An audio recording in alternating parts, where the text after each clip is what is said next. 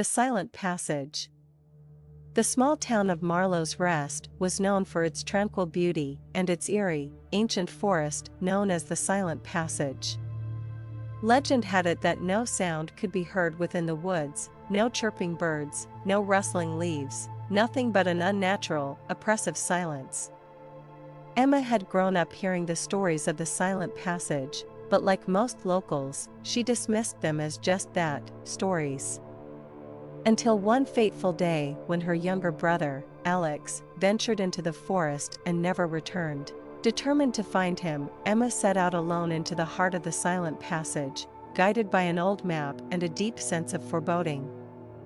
As she stepped beneath the canopy of twisted, gnarled trees, the silence enveloped her like a thick fog. Every step she took felt heavy, the absence of sound unnerving.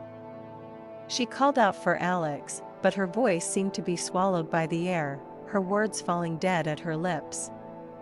Hours turned into days, and Emma pressed on, driven by the hope of finding her brother. She encountered strange sights, ancient carvings on tree trunks, a dilapidated cabin covered in moss, and eerie, lifelike statues that seemed to watch her every move. But no sign of Alex. One night, as she camped beneath a massive oak tree, Emma awoke to a flickering light in the distance. She followed it, her heart pounding in her chest. The light led her to a clearing where an old, decrepit mansion stood, its windows dark and lifeless. The front door creaked open as if inviting her in. Inside, the air was thick with dust and decay. The silence was even more profound here, pressing down on her like a physical weight.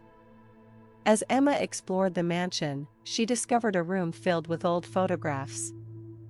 To her horror, she recognized faces from the town, people who had gone missing over the years.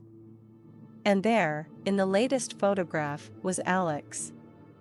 Panic set in as Emma realized the truth.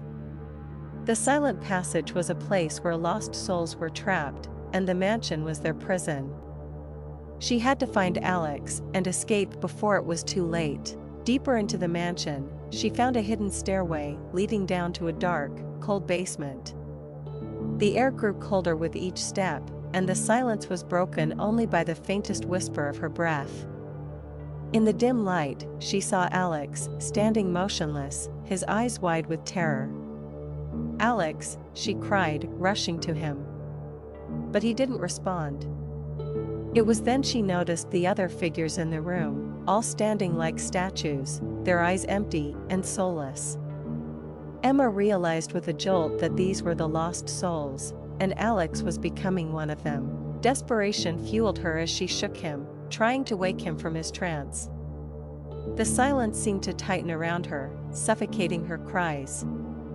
But finally, Alex blinked, his eyes focusing on her. "Emma," he whispered, his voice barely audible. "Yes, it's me," she said, tears streaming down her face. "We have to get out of here."